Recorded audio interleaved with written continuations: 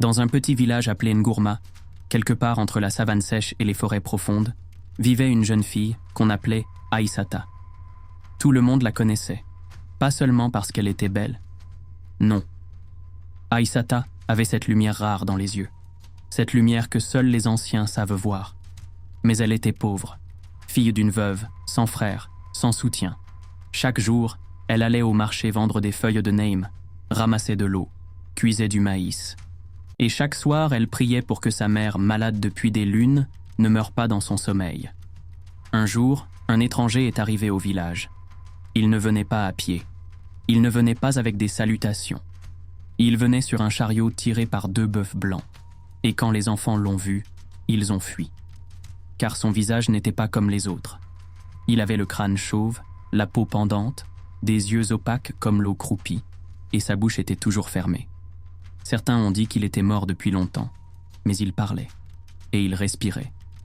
Il s'appelait Bakari, et il cherchait une femme. Il s'arrêta devant la case d'Aminata, la mère d'Aïssata.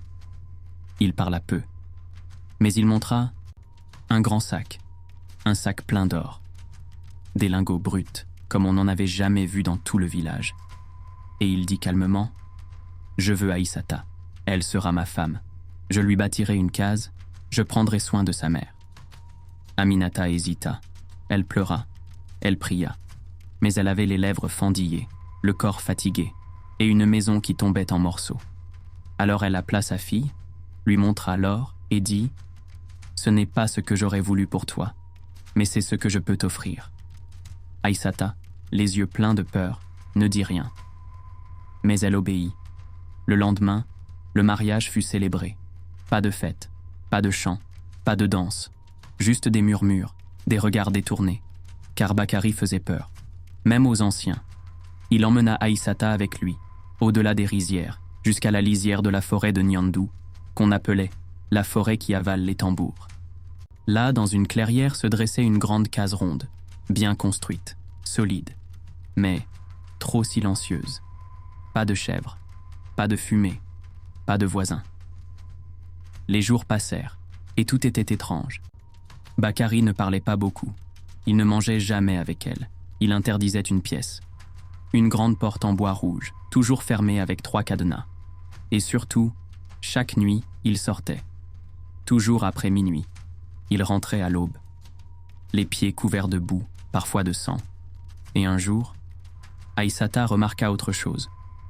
Bakari rajeunissait. Sa peau se tendait. Son dos se redressait. Ses rides disparaissaient.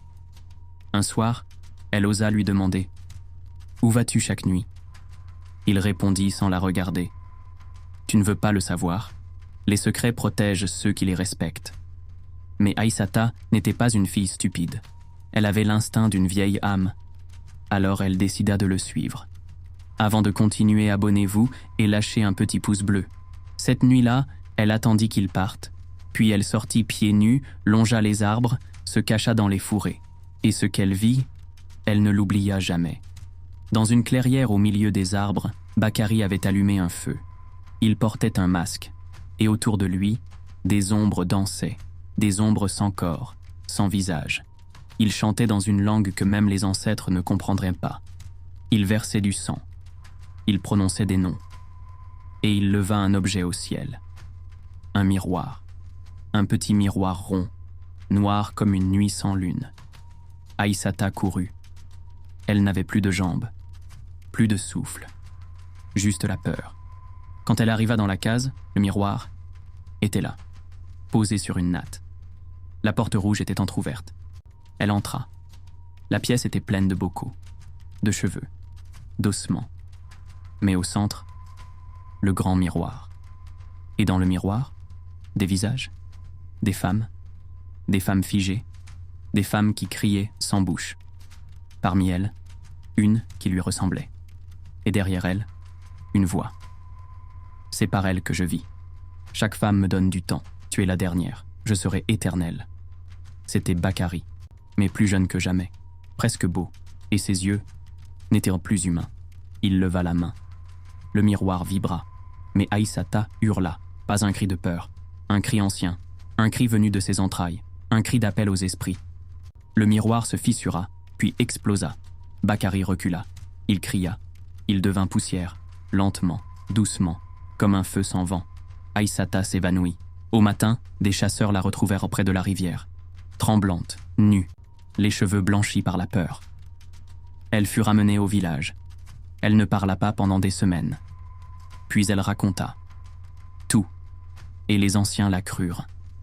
Car ce qu'elle décrivait, certains l'avaient vu, dans leurs rêves, dans leurs cauchemars. Depuis ce jour, personne ne s'est aventuré dans la forêt de Niandou. Mais parfois, quand le vent souffle fort, les tambours se remettent à battre. Et on dit que dans l'eau des marigots, certains reflets bougent sans le corps. Quant à Aïssata, elle vit seule aujourd'hui, près d'un vieux baobab. Elle ne parle plus jamais de cette nuit. Mais si vous la regardez longtemps, vous verrez dans ses yeux le reflet d'un miroir brisé. Et la leçon ? Toutes les beautés ne sont pas une bénédiction. Tous les visages laids ne sont pas innocents. Et parfois, c'est en cherchant à fuir la misère qu'on épouse l'enfer.